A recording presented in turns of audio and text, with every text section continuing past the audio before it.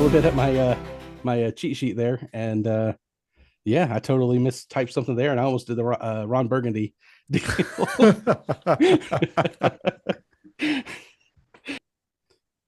All right, welcome to the Charting Life podcast, where we attempt to dive into life's uncharted territories through meaningful conversations and always with a healthy dose of laughter. And occasionally, there's been some tears in there too, whether it's laughing tears or sad tears. Just getting into these meaningful conversations is really what I want to be able to do. I welcome you to subscribe because that always likes to. Sorry, I always get some weird word mix up here and there. I don't know if you ever do that, George, or not, but I do that, and I like to, if I can, leave it in because that's just real life, and that's how it goes. But no, basically, if you do the like and subscribe, I had the hardest time asking for that for a long time, but that really means a lot to me. It helps with the podcast. I do like it when people comment, whether it's on Facebook or on wherever you're listening to.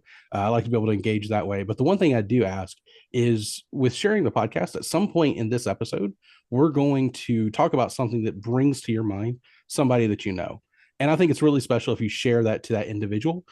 If you want to share it to everybody, that's cool too. But I think it's a little more special when you actually send the episode to somebody that you know. So that's my ask for you. And I hope that we earn the like and subscribe and all that tonight as well. Without further ado, we have an incredible guest tonight, George Sisson. Did I pronounce the last name correctly? Yes, sir. All right, awesome. I always, especially the last names, I want to make sure try to pronounce it right there. But we have George Sisson, someone who has been deeply shaped by the Word of God and has, let's see, and the grace that takes root in our hearts. The To be honest here, I'm reading from the thing here. His story tells of how his life changed when the grace of God collided with the weight of his own sin. He cares about theology that's anchored in truth, that's felt and not just spoken. He's a dad who's still being sanctified. George's life says you don't have to clean yourself to come to Christ, but you also won't stay the same once you do. George's journey also touched his body. At one point, he was over 300 pounds. He was caught in cycles of emotional eating and spiritual apathy until God transformed both his mind and his health. Now he speaks on health, discipline, and surrender through his podcast, 600 Pounds Down, which he is a co host of, where you talk about food, freedom, transformation, and grace in the trenches. You're also working on a podcast yourself, rooted in Christian theology, designed to reach across denominational lines without losing biblical conviction. It's for the curious, the cautious, and the ones burned by bad religion. And your message is simple: Jesus is enough for the past, your present, your soul, and even your body. Did I get everything right? And did I anything you want to add there, George? No, man, that was great. I appreciate that. And yeah, I love health and fitness. I'm a Christian first, so my health and fitness is absolutely going to be influenced by my faith, by Christ, by what His Word says. So yeah, man, I appreciate all the kind words. That was awesome. Absolutely. And I just had in real life here a bit of a malfunction with a microphone. Hopefully that did not come out too loud. Give me a second here. Yeah, no problem. Hey, sometimes when you get on and things happen, life happens, and Yeah. so sometimes you just gotta roll with it. And I bet that you have some really amazing listeners that are very gracious with you and to you. So you know what, this Mhm. is let's take this into a example, a real life example. Life doesn't always go our way, but you Absolutely. can always pick up the pieces, right? There we go. There we go. Absolutely. Life lesson Am right I there. coming through okay? Yes, Yeah. sir. You're good. All right. I am not sure what happened to it, so I'm just holding my microphone now. And we'll have to get through that a little bit later, but I'm definitely cool with this. So anyways, again, thank you for coming on. I think today we want to get a little bit into learning about who you are and telling your story. I always like to do stories more than just here's the hard and fast data. Like that's cool. Lots of people have data, but stories give great context for the data or all the details that we like to share. But first, let's get into a little bit about yourself. Can you tell us a story from your childhood or adolescence that really that shaped you in a meaningful way, kind of helped build you, mold you to who you are today? Ooh, yeah. I've always been, I'm on the health and fitness podcast, so we'll talk about that a little bit. Always been a Mhm. big kid. I remember when I was 5 years old, I was in kindergarten, first grade. I don't have a lot of memories from that time, but I do remember this. I started to get a little bit bigger than most kids, and I didn't really know how I felt about that. I knew that I was bigger than other kids, but at that age, you really have this innocence about you. that you really don't understand, the picking, the making fun of, right? Kids are in a sense very innocent in that at that age. And I looked at my dad. Everyone seemed to like my dad. My dad was funny. Dad had a lot of friends, and he seemed like a pretty happy guy, and he was overweight. So I'm like, okay, no, I guess it's fine. I guess it's cool. And I remember, kindergarten, first, second grade, slowly, starting to gain that weight. And I remember going into fifth grade, and I went to a new school, and I walk in the classroom, and I came from Rochester, New York, which was more city, more metropolitan. So I had that was back when the Sacramento Kings I had a Sacramento Kings blazer, zip up, Okay, yeah. I had my chain on, right? And had my Nikes and my jeans, and I walk into this country school, right? And so here I am walking to this country school, and fifth grade, I immediately got labeled as the fat kid, and I didn't know how to Hmm, take that. I didn't, it eats away at your confidence, it eats away at right. your ability to really talk and interact with people. And that was really the first time I ever thought to myself, I'm gonna retreat a little bit. I'm gonna pull it back. I'm gonna reel it in because Hmm. that was the first time where my weight and my self-worth kind of collided a little bit. All right. And I And think we broke up a little bit there. So yeah, so my weight and my self your weight? and my weight and my self-worth collided right there. And I didn't really know Hmm. how to take that. I didn't really know how to process that. I didn't know how to parse that out. So I kind of just sat there for years as a kid. I kind of became the fat, uncool kid, and I was not really outgoing. I was quiet, I was reserved, and to this day I'm still struggling with, overthinking things, and I'm really trying, and I'm 31 years old now, so I'm really just finding out that Hmm. I'm having to like work through some sin, some deprogramming, if you will. And that really just shaped me, not in the best way, obviously, but it did shape Hmm. me. And so now, like as I am today, I look back on those times, I look back on those instances, and I think to myself, because now I'm a father, right? So I have a 5-year-old son. He just started kindergarten this year. And, you know, being able to parent him well. And yes, it was bad. It was gnarly. It was not Hmm. great. A lot of sin that happened in that time. But I know now that God, what does Genesis 50:20 say? What they meant for evil, God meant for good. So now I'm able to parent a lot better now that I've been able to work through some of that Right. stuff. Yeah, I think especially as parents, it hits a little different, or a lot different, I should say. The funny thing is, I've recently come into some understanding, some wrestling with some things from my past that I had built up, whether it's habits, mentalities, thoughts about myself that were not good, to put it the very polite way. That it's interesting. My son has a much better experience growing up than I have. Oh, did I freeze? I can still Okay. hear you, brother. Okay, fantastic. But my son has much better experience in life. He doesn't have the some of the traumatic stuff that I went through when I was younger. But I see some of my own mentalities that have come up with him. He's picking up some of those. Very unfortunate, but we're working through some of that. But like I said, it's good that you get your stuff together and you get to the point where you're getting through some of your challenges. Then you're in a much better place to raise your kids. And um, if it's running a little bit late in life, you can be able to help navigate some of the stuff that you went through, some of the, whether it's mentalities or whatever that may be, or hopefully avoid it altogether. um, I think that's awesome that you were able to um, you're able to be a better father out of all this. Yeah, man. And Um, honestly, yeah. well, and honestly too, just with coming out of that, because we don't always understand what's happening in the moment, right? When you're in a storm, when you're in a Mhm. season of life, it's really hard to look further than 5 feet out in front of your face, right? You don't really know what to do, where to go, how to understand things, and you're almost kind of like wandering through this fog, trying to reach out, grab something, try to find your bearings. And as you do that, the Lord is really just walking with you. You know, he's leading you by the hand, right? I always think about where Paul is blinded on the Damascus road and he has to be led by the hand. You know, this man who had all intention, all vigor, and all purpose, and God just puts him in a moment where he's helpless, but yet he's still led. And that's kind of where I was, and that's where I want my son to be.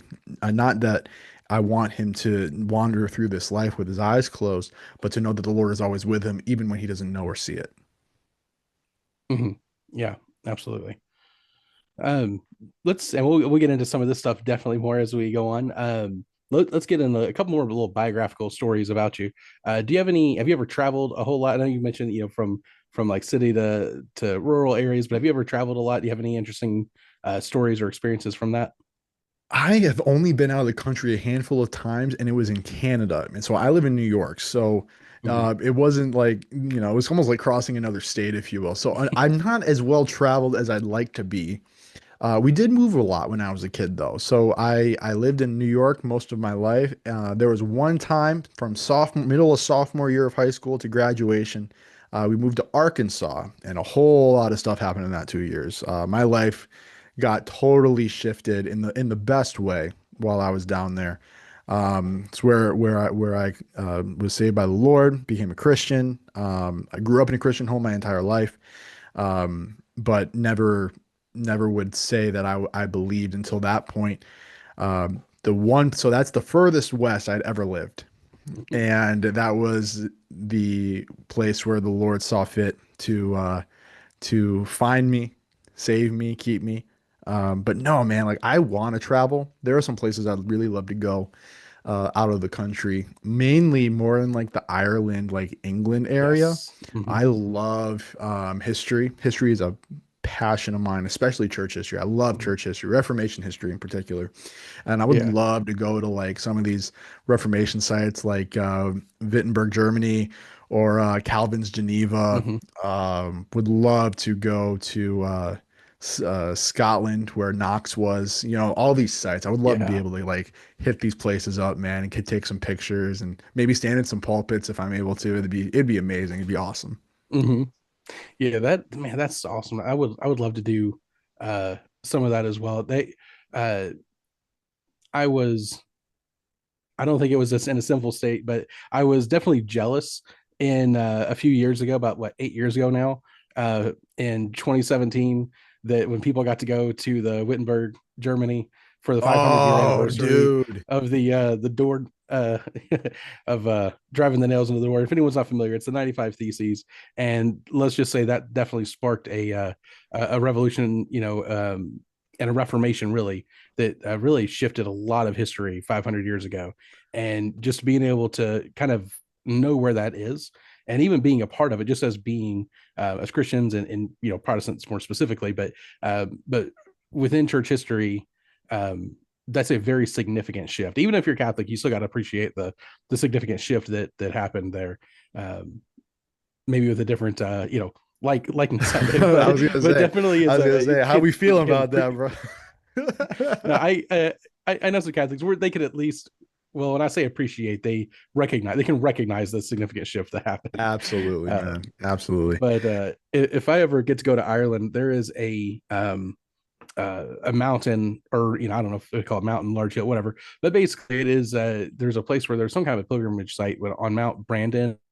Is how it can be translated into Brandon, and with my Okay. last name being Summit, it's almost the right spelling of like a mountaintop. But I'm like, if Brandon Summit goes to Brandon's Summit, then I think the world might end the awesomeness of that. Like that, we're like, all right, we're done, wrap it up. Like that's All right, Lord, come back. You're pretty cool. good. Let's go. Exactly. Yep, you're good.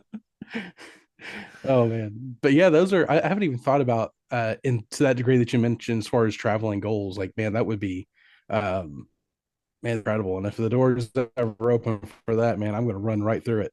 And you Okay. mentioned pulpits, uh, and especially where I'm at in Kentucky, and I've traveled.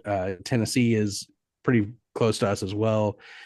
And a lot of these places, you have some really old historic churches. And I imagine up in the Northeast area, you got some of those too, where churches that were built in the 1800s, that thing. And if you're kind of doing a walking tour or something like where you're, or even anything where you got these really old churches, people can come walk in, take a look at it, see what's going on, what life would have looked like. And I always love standing behind the pulpits, like finding an old Bible, reading a few verses. And I'm like, I definitely want to start preaching, but I typically don't because just the situation may not be there for it, or it might just be me and my wife. And so I'll at least read some scripts, but I just the temptation just to start going for it. And it seems pretty uh it that always is a fun thing I like to be able to do there. I'm a bit of a nerd. One other thing I'll mention, my wife and I were talking about uh, going on a cruise, and there's a place in the Nassau, Bahamas, within the Pentecostal branch.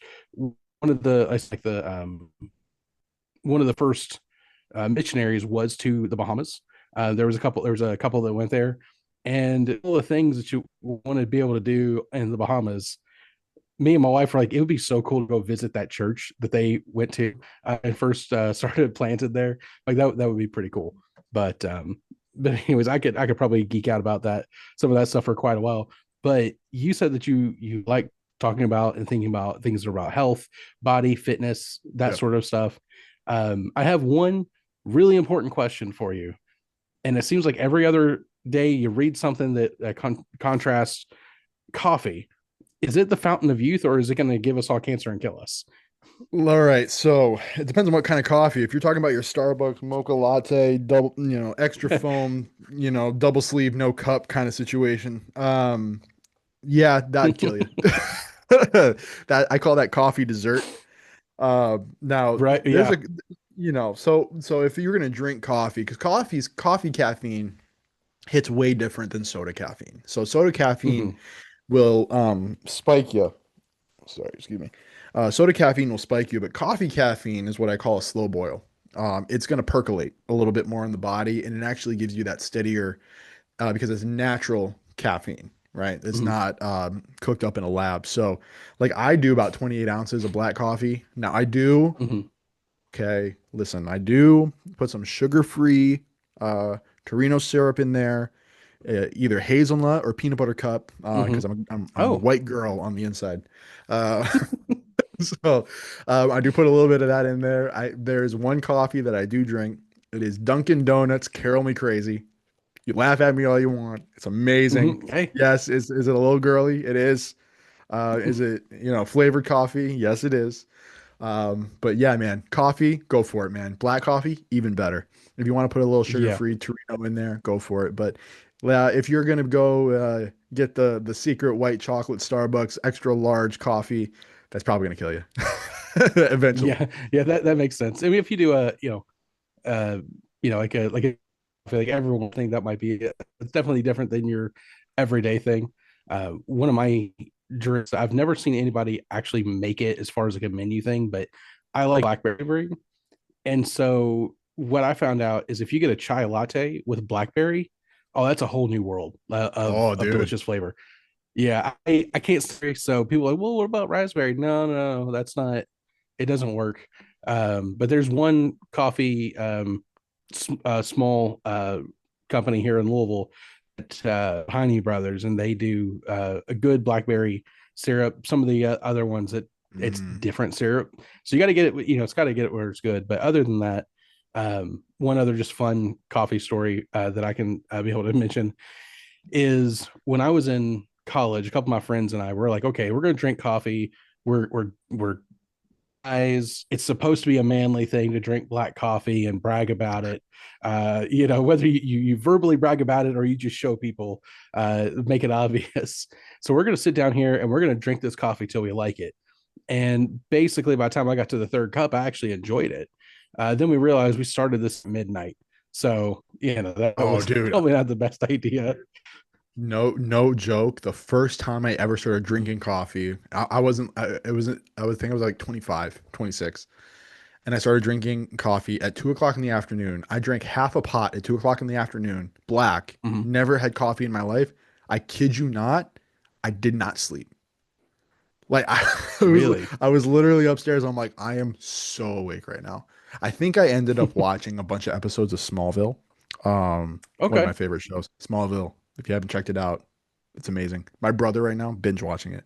But I drank all that coffee and I'm just like, I am so awake right now. It's amazing. And but yeah, brother, yeah, black coffee. That'll be good stuff for you. Good. That's kind of what I was thinking. That's what I was hoping too. Because man, um, I definitely enjoy coffee.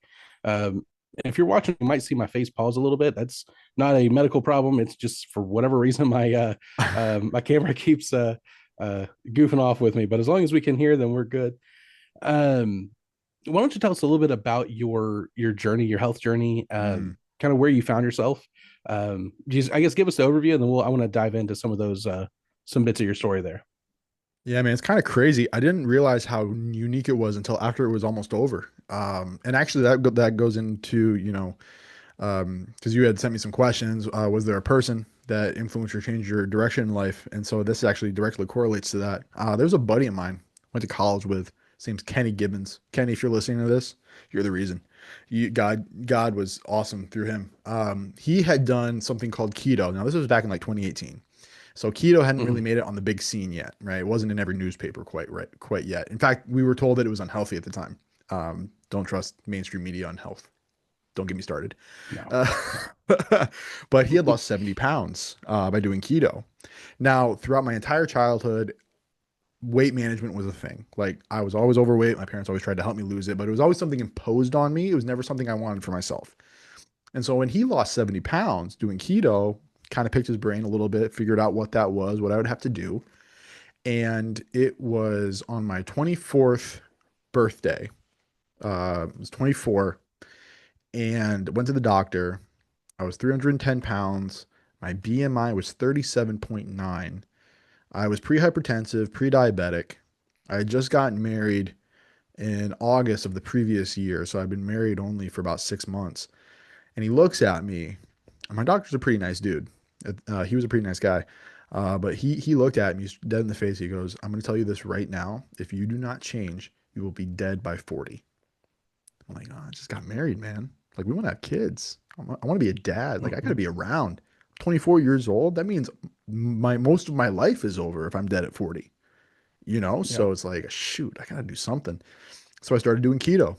And not only did I start doing keto, started doing what was called OMAD, one meal a day. So I would eat dinner. Hmm.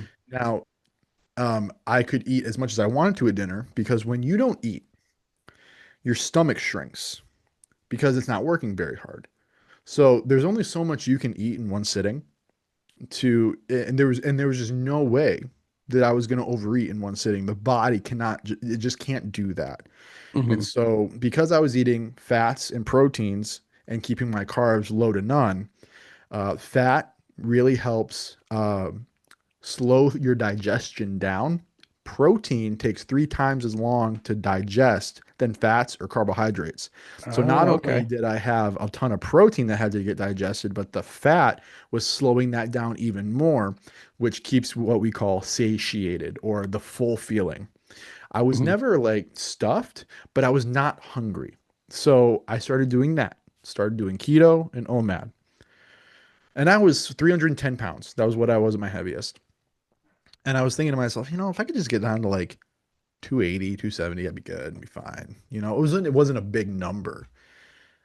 I lost 30 pounds in a month. Wow. Yeah, dude. I went down. I started off at a triple X and a 52 waist.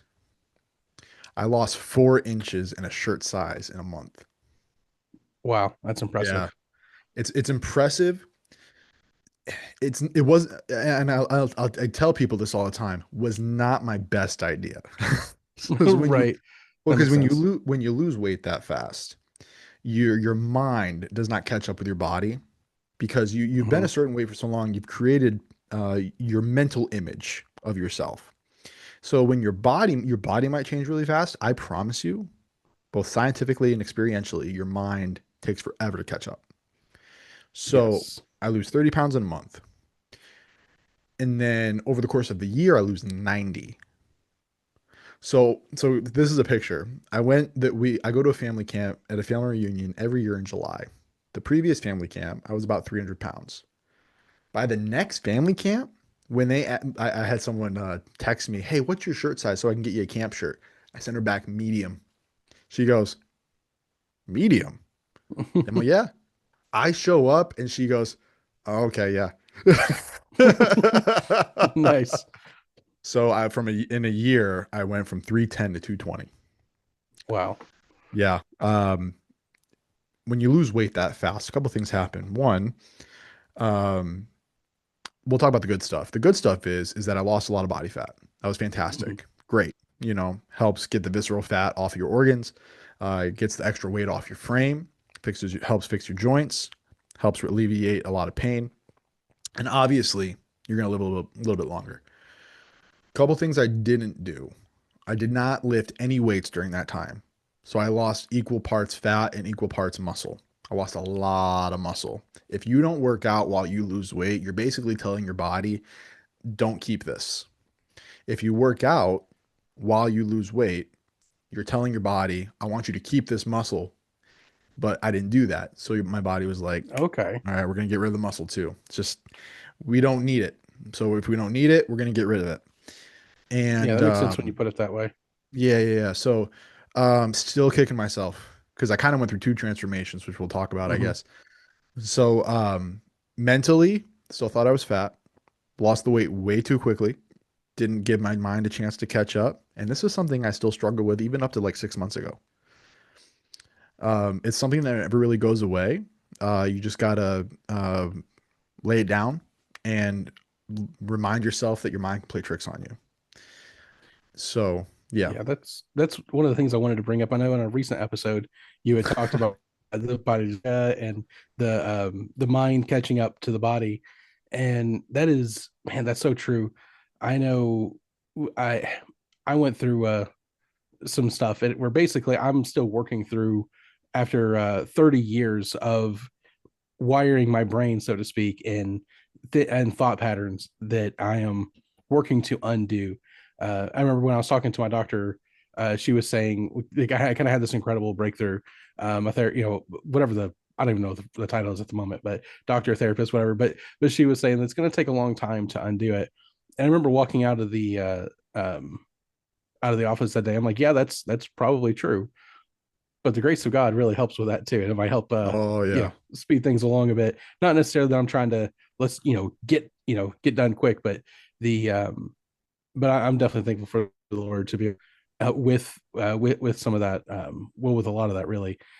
Um, but you had mentioned a few things in that episode that I thought was really interesting. So you mentioned your head and your identity catching up with your body, and you mentioned, I think there was three things that helped was telling the truth with data, getting community feedback, and then you mentioned something about resetting your identity. yeah, I don't know if this is an exact quote or this is my approximation of the quote because I was trying to write it down and listen at the same time. But you mentioned something about being more defined by who you're becoming, not who you was, or yep, not who he was. Is that accurate? First of all, yeah, or absolutely. yeah.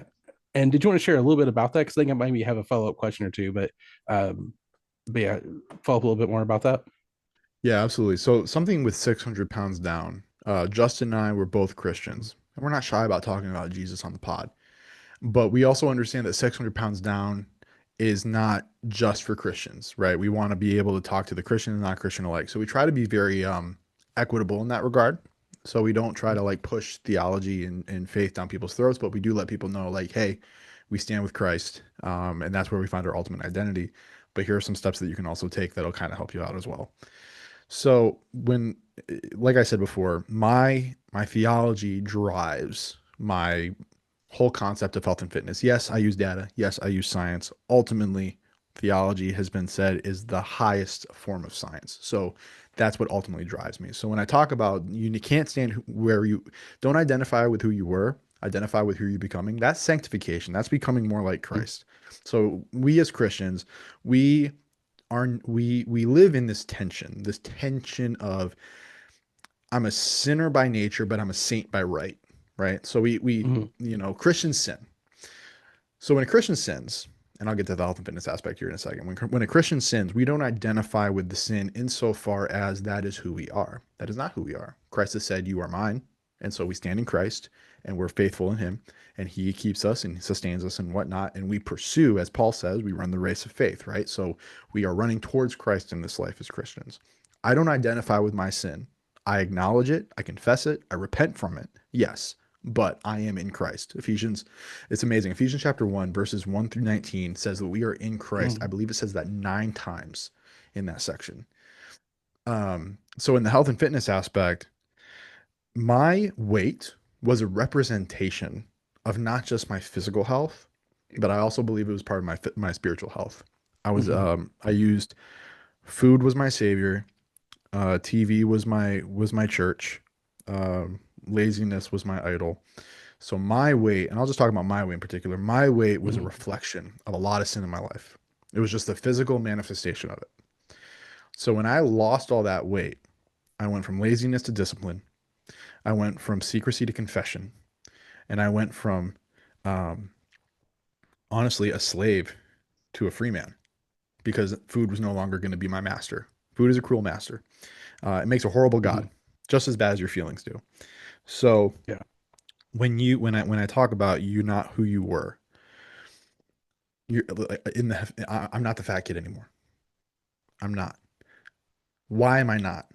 Because I'm stronger, faster, I'm healthier, I'm more cognizant. I'm able to do things that benefit myself and others. I'm actually working on something that your muscles are not ornaments, they're instruments, right? Okay. Uh, Yeah. yeah, yeah, That's yeah. really cool. So I like that. I like that. yeah, yeah. So running joke on 600 pounds down once every episode. I got to do this, you know. So, so I'm a butcher, right? So in order to do my job well, I need to be strong. Hmm. Um, I have 2 kids. I got to be able to wrestle with my son, and I still got to Hmm. be able to win no matter how big he gets. So, Yes. but you cannot live in the past, especially if you changed. Hmm. It's only why are we running back to change to chains that we unlocked? Just doesn't make Hmm. any sense. Right. Familiarity doesn't mean safe, and familiarity doesn't mean good. I think oftentimes when we try to run back to something that we even know it was bad, like I know it was bad, and I'm sure anyone listening to this podcast episode right now are thinking in their past really bad situations, but yet are still prone to go back and live in it, experience it, put themselves back in that situation. And the question is why? It's because it's familiar. People hate change. Hmm. Change is hard. And so familiarity feels safe. But the problem is a lot of the time, especially outside of Christ, that'll kill you. Oh yeah. Yeah, I think so. Um, and I think there's the familiarity.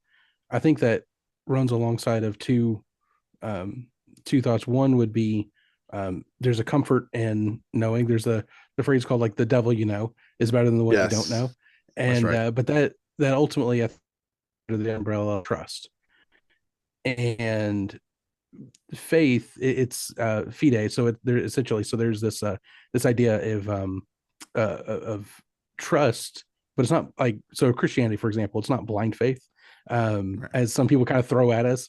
Like there is evidence to our faith, and that's something we kind of go into at another time at another point. But the idea is that if as a Christian, especially if your faith is in Christ, then the comfort of familiarity, is should be less of a draw than going with Christ in your new identity. Does that make sense? Absolutely. Yeah. And honestly, that last point that I mentioned are predicated on the first two, right? Hmm. So you got to look at the data, surround yourself with people that notice the change, and that's going to help you not run back to who you were because, you know, uh, the mind is a funny thing, man. Dude, the mind is a fickle thing. Oh my Oh goodness yeah. gracious. So when Romans tells me to renew my mind, that means there's something wrong with it. Hmm. right? The Bible speaks on having a seared conscience. The Hmm. Bible talks about, taking our thoughts captive. Our minds are very good at deceiving us. Hmm. Sin has done a number on the brain. And Yeah. science really does affect that too, because when you live in a situation, whether good or bad, long enough, you're basically what you create is a neural highway in your brain. That happens with alcohol, that happens with drugs, that happens with Hmm. pornography, that happens with emotional eating. If you keep putting cars on the freeway is going to get bigger, and the Yep. more traffic you put on there, the bigger it's going to get. And you really have to train your mind to undo those neural pathways, because science in building neural pathways, your brain can actually create neural pathways based on behavior and habit. Um, and that can be good or bad. So when the Bible tells me to renew my mind, it's because God has designed the brain in such a way where it must be renewed. And it can Hmm. either be renewed by Him, or you can keep, putting cars on your highway of, sin, pornography, addiction, codependence, whatever you want to call it. So renew your mind. It needs to be done. Yeah, absolutely. I think if anyone's going to take anything away from this episode, I think that's probably definitely one of those things that I would probably echo 100 times over is that again, that need to renew your mind. And uh, and like I said, the brain is incredible. And again, especially as a Christian too, I'm seeing this and I'm like, man, God knew what he was doing and he created something so complex and so wonderful, but also something that it um, following what God tells us to do is probably a really good idea to put it. I like to say things in kind of tongue in cheek a little bit, um, but yeah, the idea of renewing your mind, and I've been told it takes something. Okay,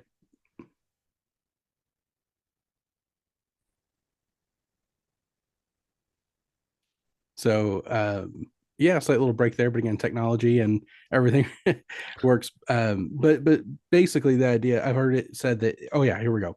That it takes something like 3 weeks to build a habit, 21 days, something like that. I think there's probably more complexity to just that basic number, but pairing that with the idea of your brain building these neural highways of whatever it is that you're thinking about or whatever habits you're doing, that definitely makes sense. And so I've noticed myself that as far as eating too, um, I'll I would definitely go to um, some kind of a comfort thing. And so I'm a type 1 diabetic, and so I've had this for many years now, most of my life. And as bad as something like a donut is for me, there's something that, so if I'm feeling negative about myself, it's like it does two things. One, it gives me that sugar high, which feels good in the short term, uh, but also it helps me reaffirm, or it did at least when I was going this way. But it would help me reaffirm the negative thoughts I had about myself, like, oh hey, you didn't have the self control here. Oh hey, you're making yourself bigger than you were, and or hey, you're stuffing yourself. And then that's kind of how I would do things. And I'm thankful that things have shifted for me. I'm kind of earlier on the fitness health stuff. I'm definitely earlier on in my journey at this point. Over the summer, I'm about a dozen pounds down, which is That's I'm very thankful fantastic, for dude. that. Yeah, Listen, I I love that you're on the journey at all. Like mhm, that's awesome. I yeah, applaud you. That's yeah. fantastic.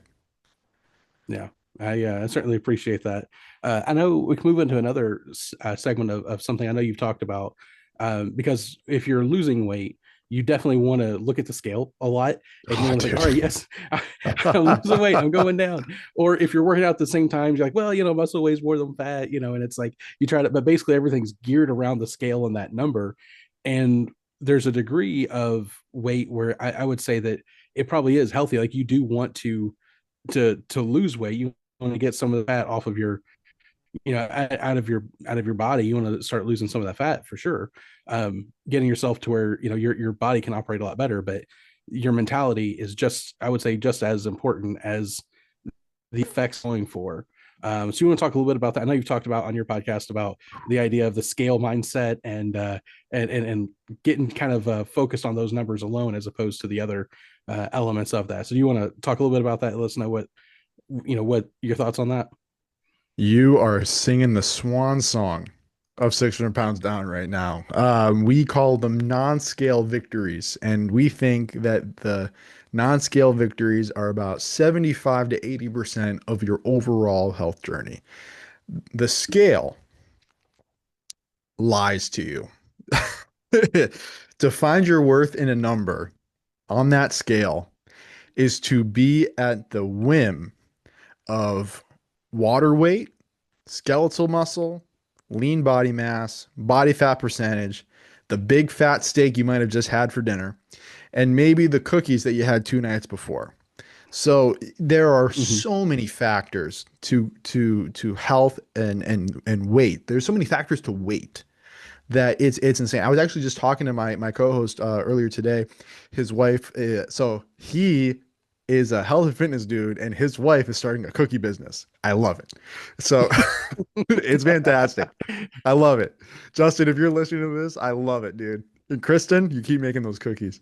But he sent me a voice message saying like, "Yeah, man, I just had a cookie. These cookies are awesome, but they're like 800 calories. I'd eat the cookie throughout the day.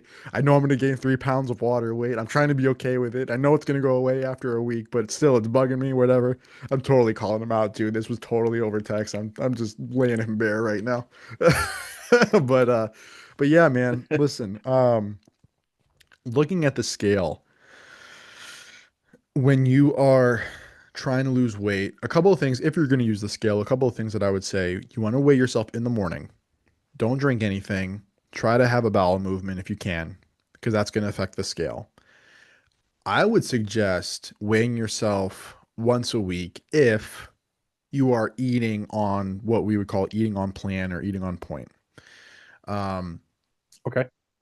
because when you have a lot of carbohydrates, they have something called glucose in them, and then that turns into glycogen in the body. The body transfers that to glycogen. Glycogen holds on to water. So when you see a lot of bodybuilders eating a whole bunch of carbs and their muscles look full, that's because their muscles are holding on to a lot of water. That's why when you see a lot of keto or carnivore people, their muscles don't look so big because they're not intaking that glucose, which their body is not turning into glycogen, and so their body is not holding on the water. Without getting too graphic, that's why when you start carnivore over the course of the first couple of weeks, let's just say your body gets rid of a lot of water on both Hmm. ends. So, Okay, so, gotcha. Yeah, so yeah, good so thing to like know. that's If you, good thing to know. I was yeah, really, oh, this is a family friendly show, right? So I'm trying to be family friendly about it. But right. yes, so that's why. Yeah. So, so your body, um, when you have a lot of carbohydrates, is going to hold on to a lot of water. Now, along with something with sugar with when it's ingested, can also cause inflammation in the joints. So, say your elbows hurt, your knees hurt, your back hurts. Sometimes that can be attributed to the overconsumption of sugar because that will cause inflammation in the body as well. And inflammation will also add weight because inflammation is holding on of water. Now, when you are losing weight, a couple things that I would suggest to look for that are not about the scale. One, I would Okay. check, honestly, check your bowel movements. If you're having regular bowel movements, that means that you're getting the right amount of nutrients. That means you're getting your body what it needs and it's being able to process it correctly.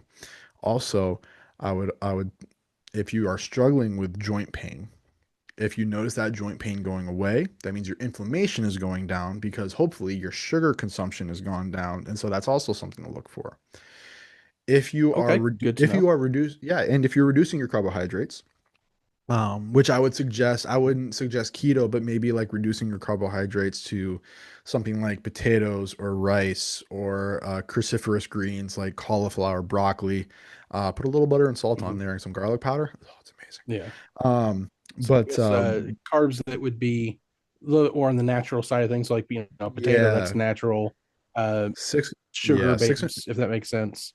yeah, 600 pounds down is a big fan. If it walks on the ground, comes out of the ground, or if it comes in plastic, we're a little bit weary of it. We definitely suggest a more whole foods approach. Natural proteins like chicken and beef, lean chicken, lean beef in particular, Hmm. Big fans of sweet potatoes and red potatoes, rice, quinoa, that kind of stuff. And then your natural fats like butter, ghee, olive oil, avocado Hmm. oil. So big fans of whole foods is Yeah. what we're about. So what you'll The notice is olive, I'll you'll make a yeah. yeah, yeah. Let's see on the olive oil. I'll make a comment real quick. So my son, without getting into too much detail, he has something where he needs to be able to have olive oil in his diet regularly, and we found out that the you know the olive, because even if something says it's like 100%, virgin olive oil, it doesn't mean that it is. Um, so one of the things that we discovered, we found out if you refrigerate it, maybe about a tablespoon of it or so, put it in a little separate container, refrigerate it for about a day, and if it has about a like a spread, like a but not maybe not as hard as butter, but like a spread type of consistency, then it's legitimate 100% pure olive oil. And we've tested it, and there's been some that we're like, oh my goodness, it's still liquid, a day Really? later. Yeah, even if it Oh, says, dude. it'll say it on the label, but there's some that you know if you find, because apparently it has, that's a bigger conversation about food regulation and labels and all that sort of stuff, but they'll cut it down with like seed oils inside of the olive oil. So let me tell you this. Calorie wise, food companies are allowed to be Mhm. 20% off. Really? And in order to list an ingredient, it has to be something like 10 or 15. Don't quote me on this, but it has to be something like 10 or 15%. I will say this, if it's under a certain percentage, they don't have to list it. Okay. Wow. So, like, if you look at a package and it said there's 30 calories per serving, there's 3.5 servings in there. And so, if there's 30, 60, 90, so 115, 110 calories technically is what the Hmm. bag says, right? But if they're allowed to be 20% off instead of 30, it might be 45.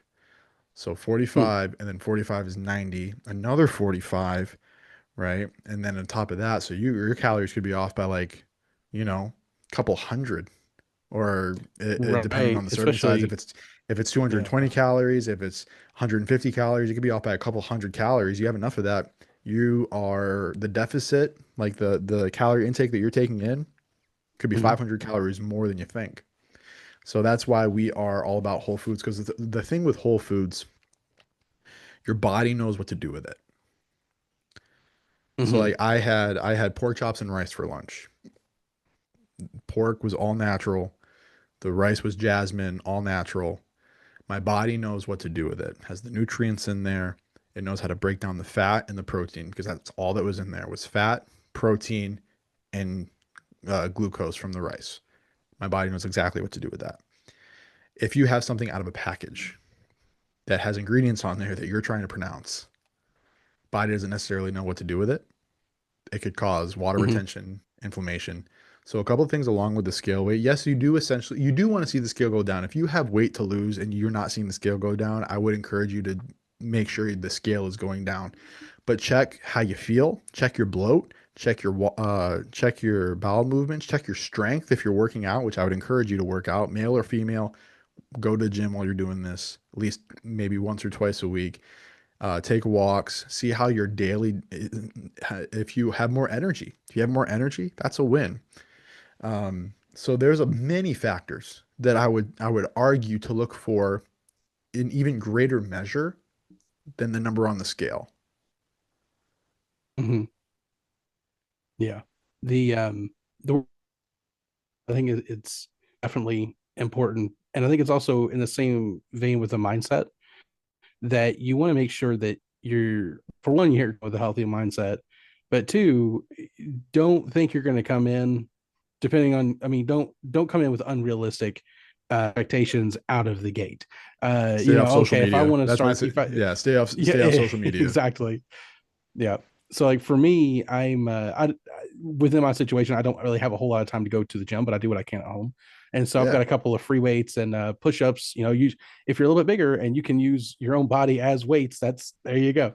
I Uh, tell people all the time. What's more impressive, Brandon? Doing benching 135 pounds or being 200, 220 doing push-ups? push-ups are harder. 10 out of Yeah. 10. More Yeah. impressive. Yeah, absolutely. And so the funny thing is, I've gotten to the point where I can probably do a few push-ups on the ground. But what I've done, and it helps me mentally at least, is I will do it on the counter or a wall, that sort of thing, and I can get a lot more in. And I feel a little bit better about myself. But I feel like I'm able to actually do proper wood training myself.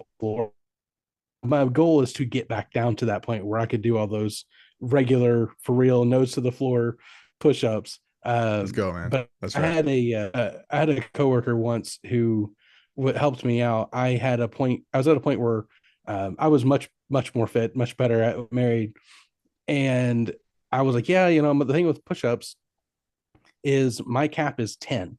I could never get more than 10 push.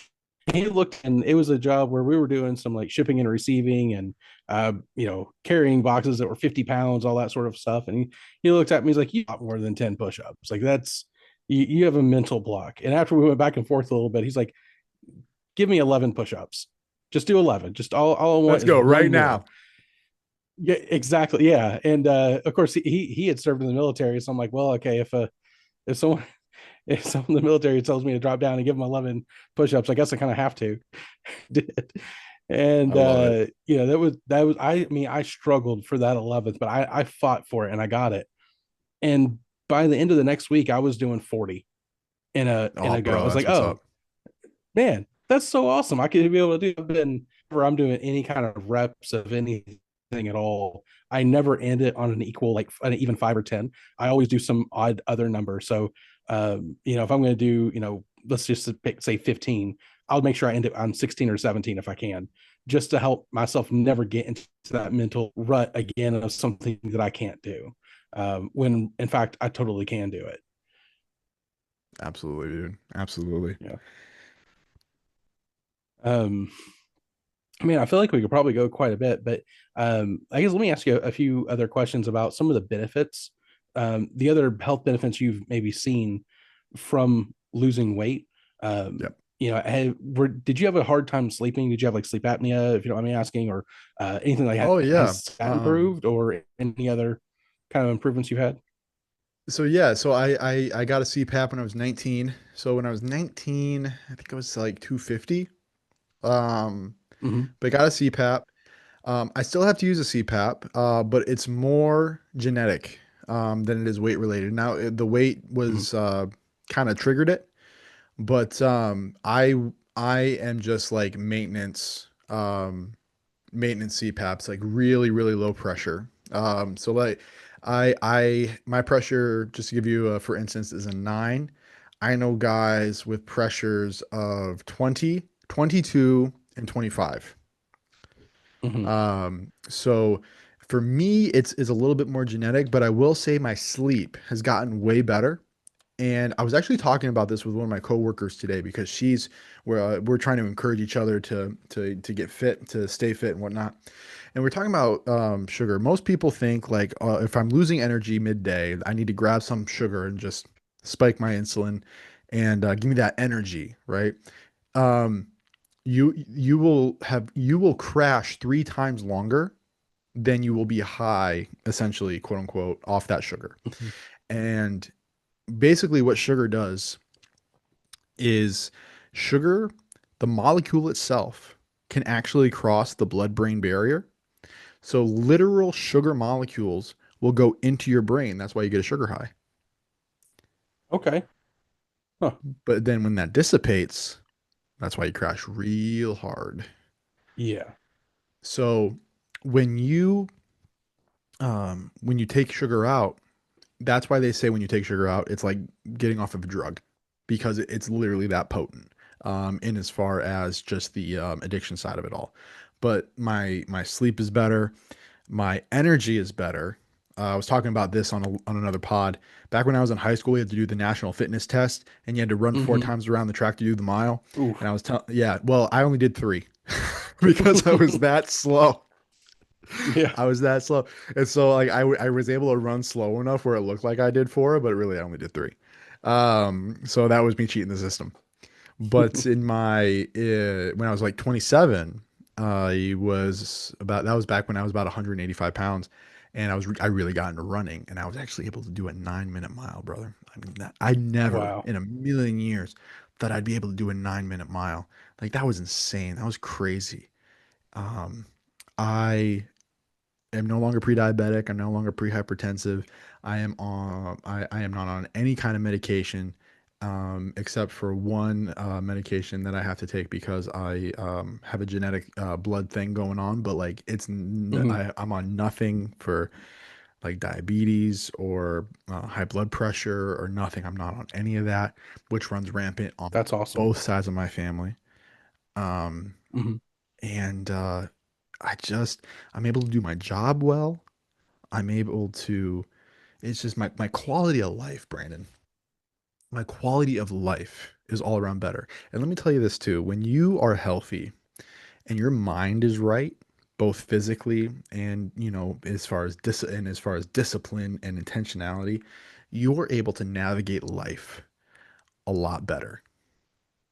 When trials and hardship and the life kind of just puts you in this turmoil, you are able to handle it physically a lot better when you are being a good steward of your body, basically. I think there's real grace from God when you are stewarding your body well. And God has put in the body a lot of good natural responses to health and wellness when you're eating healthy and you're strong. And I'm not saying, going to the gym and being a bodybuilder. I only go to the gym twice a week right now. Right. Like Okay. that's all I have time for because I have a job and I have the kids, so I can only go twice a week.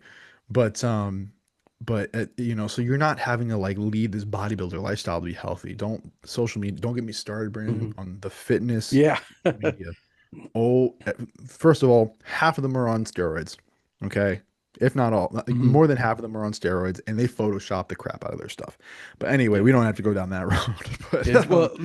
Let me maybe ask it this way: do you think if you have the discipline to get off of social media, and as a whole, do you probably have what it takes to get the rest of your body and mind healthy? I think that is absolute facts. That's facts, dude. Yeah. Absolutely. I think that the blue I call it the blue light demon. If you can get Okay. away Yeah. from the Yeah. from the blue light demon, listen, if you're doom scrolling till midnight, don't Hmm. do that. Um, Yeah. so yeah, man. Honestly, there's so many health benefits. And I'll throw this out there at sleep. The Bible always talks about resting in Christ, resting in Christ, resting in Christ. I'm going to tie this into sleep. Mhm.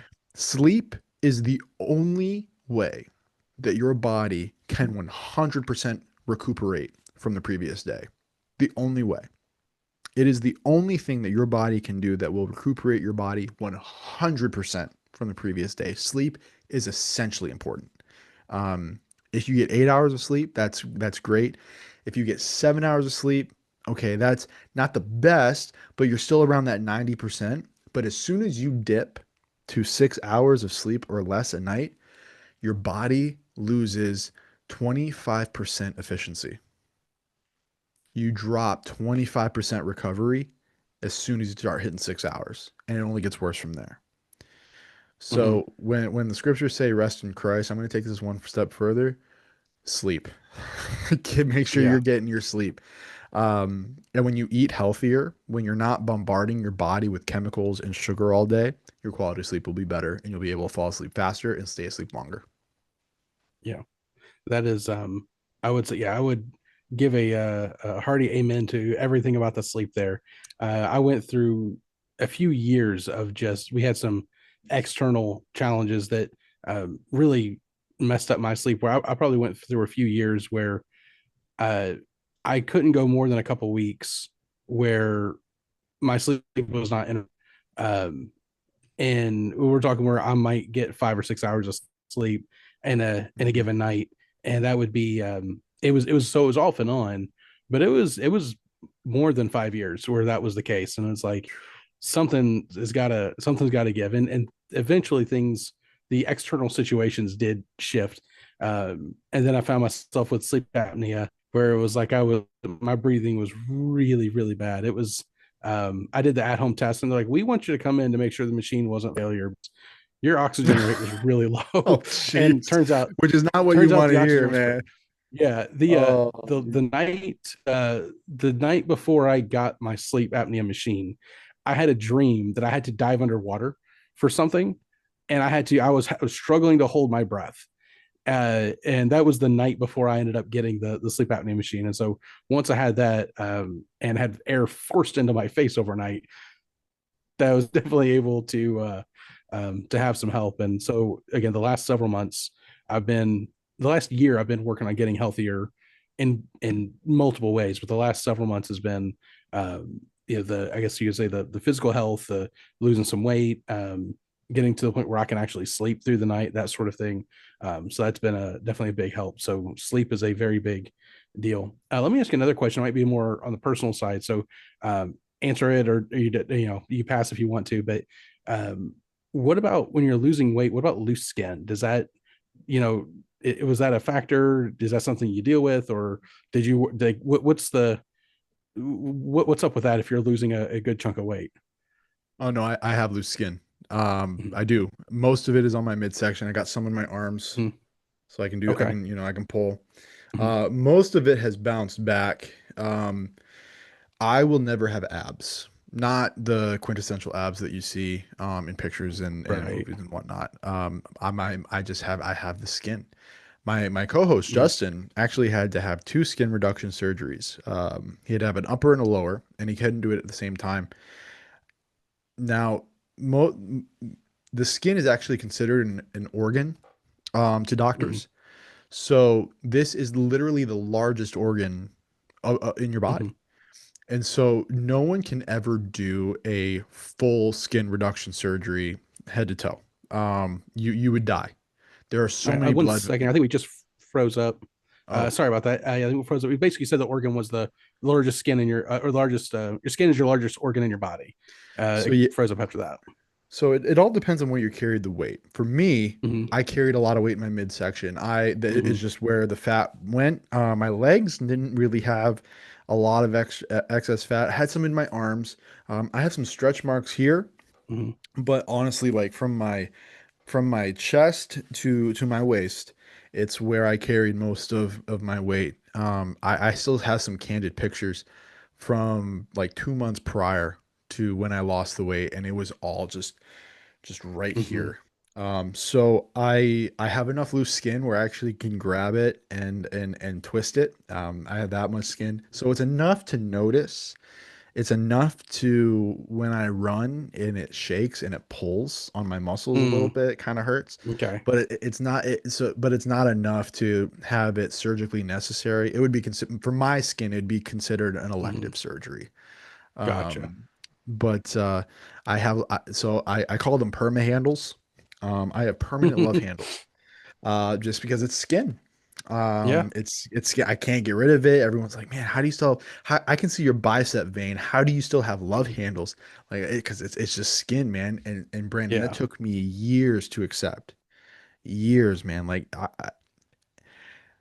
because when you lose the weight, you're supposed to look like a supermodel, right? You're supposed to Right. look like That's the image that people have. Yeah. you're supposed to have the abs and you're supposed to have that, be that inverted Dorito, right? You're supposed to have the wide upper Right. and the Yeah. small, waist and everything.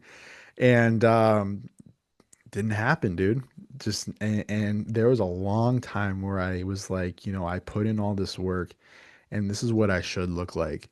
And I don't. Not the way I wanted to. Everyone's like, "Oh, dude, you look great. Oh, you look awesome. You look Hmm. like," but in my mind, I was like, nah, but this is not what I thought it was gonna be. You're take your dream physique, go down to about 80% of that. That's probably realistic for you. Hmm. You're not gonna get your 100% dream physique. It's just not possible. But if you're okay with 80% of the way there, that we can do. We can get there. Awesome. Yeah. Well, that's great to know. Um, yeah, do you have any other final, as a closing thoughts on what we've talked about today, or any additional things you would want listeners to know about this idea, whether it is the mentality, whether it's weight loss, or being healthy, the non-scale win, that sort of thing. Any final thoughts that you want to round us out with? Anybody can be healthy. I'm not saying you have to be the Superman of health. It's a win if you go from regular soda to diet soda. It's a win when you don't have the Oreos that day and you have um, uh, apples with a little bit of peanut butter or whatnot. You don't have to go full tilt in order to be healthy. Instead of going full tilt, I would call it a slow boil. Justin says that we live in a microwave society when we want everything right now. And stories like mine, 30 pounds in a month, 90 pounds in a year, those gain traction. I'm going to tell you this right now. If I could do it again, I would probably do it in the most boring and mundane way possible. Mm-hmm. Because if I did it the right way, my story would be a lot shorter. And honestly, my results probably would be a lot better. So don't go for the quick fix. If you try to go 100%, what's better, going 100% for 3 months or going 50% for the rest of your life? 50% for Yeah, the rest of the your rest life. of your life. It's like putting money into the bank. If you put money into a bank and then 3 months later you spend all the money in your account, then you might as well not even open the bank account in the first place. But if you slowly make deposits, pennies, penny deposits, you're gonna accrue.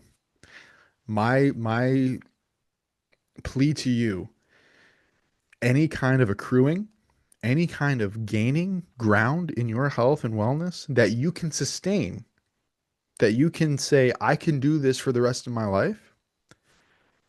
I don't care if it's one thing, that is better than going full tilt and quitting. So that would be my encouragement to Yeah. you. Be boring, be mundane, be simple, and go for the stories that never get told. The stories of regular people doing regular things, achieving extraordinary results. Wow, that is fantastic. And I would agree with all that. Thank you for the conversation so far. We're gonna move into the final questions I like to ask all of my first guests. But again, thank you so much for the conversation and for some really helpful, not just tips, but things to think about, things I know that are going to be beneficial to me and any listener as well. So because I love exploration, I've got was it I think was this 20,000 Leagues Under the Sea? I think, or Mysterious Island behind. I'm here. I've got Percy Falls exploration book is there as well. I love the. Are you familiar with who Percy Fawcett is? I I know just of saw him. Yeah, the yeah, so yeah. yeah, not too many people do. Which I think his story is one that could be told more and more. But I won't geek out over that too much right now. But I love the exploration theme and everything. And that's where the conversations that we have. I like to use the idea, the imagery of charting something like you're charting some uncharted territory. So bringing that into our final questions here, George, let's say that you are tasked with charting a previously unexplored island, and you can bring 5 people with you. They got to be real people, living or dead, with a couple of caveats. One person needs to help your group survive and to stay safe, and one person needs to be a storyteller of some source, some kind of storyteller to be your source of inspiration. All right. So the person that I'm going to have to help the group survive and stay safe is going to be Bear Grylls. Bringing Bear Grylls with Okay, yep. us. Bear Grylls coming with us. I'm bringing Spurgeon, Charles Spurgeon, for the storyteller, though. Okay, yeah, yeah. I'm bringing Spurgeon for the storyteller. And if I got to have other people on this island with me, it's going to be my bros. It's going to be my man Justin Willoughby. It's going to be my brother Mhm. Charles, and it's going to be my man Lee. Those three are also coming. So if we're gonna Lee's gonna help keep me laughing. My brother's gonna keep me sane, and Justin's gonna keep us Mhm. fit. So we'll have Charles All Spurgeon right. telling stories. We'll have Bear Grylls getting our food. That's awesome. And Spurgeon was trying to remember. He was cool with cigars. Yes, yes, he was Yes. cigars So and pipes. yeah. So and pipes. I his uh there was another preacher that was more abstinence on the on cigars in his time. And there was a story once where someone had asked him like, his opinion on it. He's like, well, as long as you don't overindulge. And they asked him, well, what is overindulging on cigars? He's like, well, I think two at a time is at least okay. One for each hand, and we're good. We're good. What did he always say? He said, I smoke to the glory of God. That's what he used to say, I think. Hey, do everything you do to the glory of God. That's right. Yeah. Oh, that's awesome.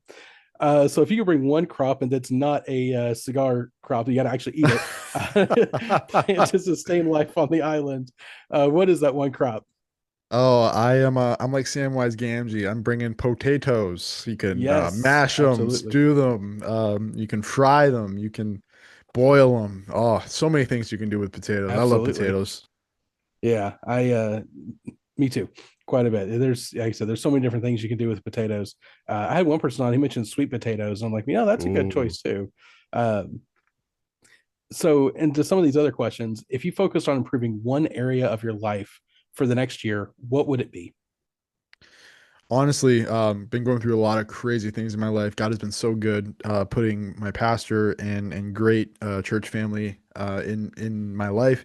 To be honest with you, health and fitness has still been there, but not to the extent where I would like it to be. So I would actually like to get back on to what I was doing a couple years prior to really just dialing in, and really just becoming even more disciplined in that regard. All right. How do you personally decide which opportunities are worth pursuing? And maybe think of it in this way: if you have like multiple open doors or multiple opportunities, how do you decide which is the one that's worth pursuing?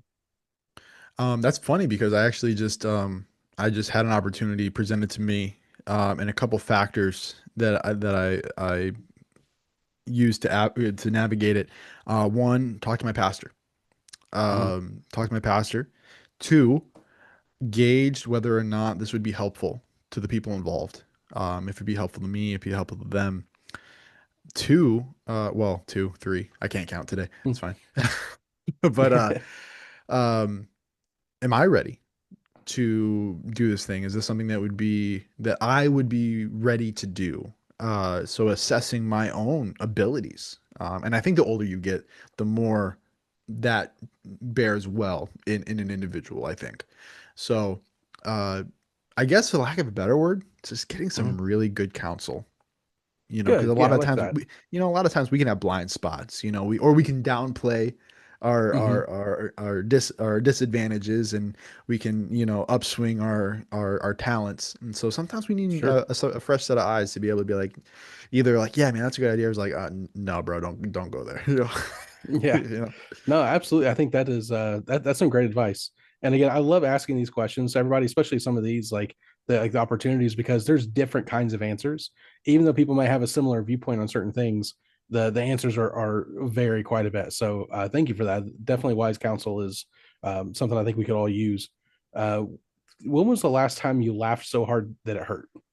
Oh, today, my life is a big hilarity fest apparently. So, sent a meme to my store manager. She had a good laugh, and then I sent a video of me doing a ridiculous dance to like a clown music. And I love where I work, brother. Like I'm friends with everybody I work with. I love them. They're like a family to me. And I go, should I send this to my boss? Should I send this to the owner right now and see what he does? She goes, yeah, do it. I dare you. And I'm like, okay. So I sent it to him. I was just dying because I sent it to him this morning. I get to work and he just was like, really? I was done. I was dying. I was just like, oh my gosh. And I was laughing so hard. I had everybody else laughing hard. It was great. That's awesome. When was the last thing that moved you to tears? Ooh. Um, I was doing devotions with the kids right before bed, and my daughter, she's 3. She had a really rough 4 months of her life, first 4 months of her life, multiple surgeries, jaw extension, cleft palate repair.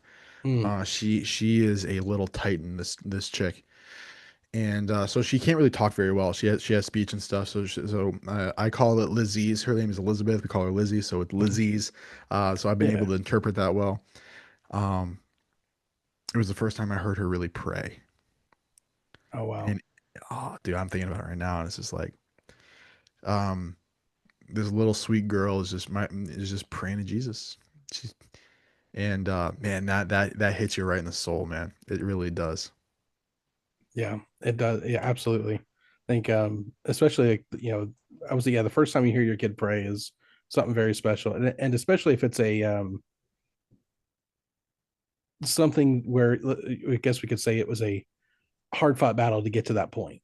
Is Yeah, yeah. Let me tell you, something that's not I'm easy to get kids to familiar with pray. that. Yeah, and there's some times where my son will remember to pray about something that will uh, that I'll even forget. It's like, the funny thing is, like, I'm sitting here, I'm a youth pastor. I should be able to remember to pray about everything at every moment. That's the expectation at least. And there would be stuff like there's an ambulance that goes by, and then Jason, my son's like, "Hey, let's pray." I'm like, "Okay, that's a good point. I was just thinking about getting from point A to point B while I'm driving, but you're sitting here thinking about praying for somebody in the ambulance. That's awesome. Let's do this." Um, but yeah, that's absolutely something that would that moves you to tears. In your opinion, what does it mean to be good? This is gonna sound really cliche, but you gotta be in Christ. Yeah. Um, we R.C. Sproul once was asked the question, why do bad things happen to good people? And his Mm, response was, "Man, that's only happened once," and he volunteered. yep. And so I know it's cliche, but like, oh, don't people like listen? If you are in Christ, you are good because of Him.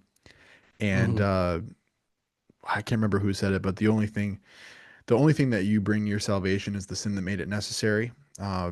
So Hmm. what is good? Bible defines good. Good is in Christ. Good is Hmm. righteousness and holiness. God be in Christ. Yeah, absolutely. And let's do the negative, the sad thing of assuming that things go sideways on your expedition. You're not going to make it out. You can send one final message out to your family or your friends, but I'm thinking maybe specifically family.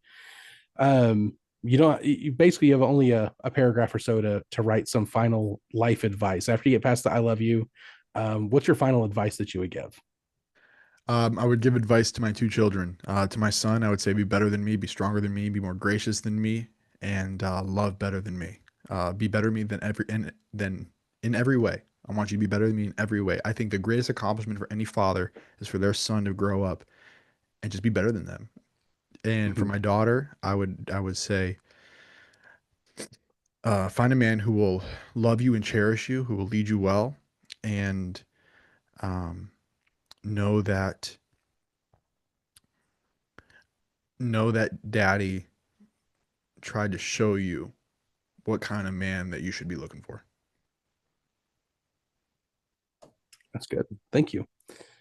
Again, this has been a fantastic conversation, and some of these questions, I wish we would just like run an entire episode just on these questions, because I think there's so much more that can be done in there. But there's also something special about making these rapid-ish fire. But again, thank you for the conversation. This has been very helpful, enlightening, all the positive words, but it has been very good. I want you to let people know where they can find you, whether your podcast or anything that your projects you're working on, that sort of thing. Let people know where they can find you and more about what you do. Absolutely. So I do a blog on Substack. It's called Deeper Still. You can do Deeper Still RT at Subsplash. I'm also on 600 Pounds Down podcast. You can find 600 Pounds Down podcast on YouTube, on Spotify, Apple, Amazon Music. If you can find the Justin Willoughby, I'm going to tag him, Justin Willoughby, on Facebook. My Facebook is George Sisson III, Roman numeral 3. And you can also on Facebook, we have a 600 Pounds Down group that's free to join. And if you need some help on some weight loss advice or some health stuff, that's a great place to go as well. So, biggest plug would be for 600 Pounds Down podcast. Again, that you can find that on YouTube, Spotify, Apple Podcasts, and Amazon Music. All right, absolutely. And we'll make sure we put all those links in the notes as well. Again, thank you everybody for saying being here with the episode, for joining us. Again, don't forget to do the like, subscribe, share, and whoever came to your mind while listening to this episode, go ahead and share this with them as well. Thank you, and we'll see you in the next one.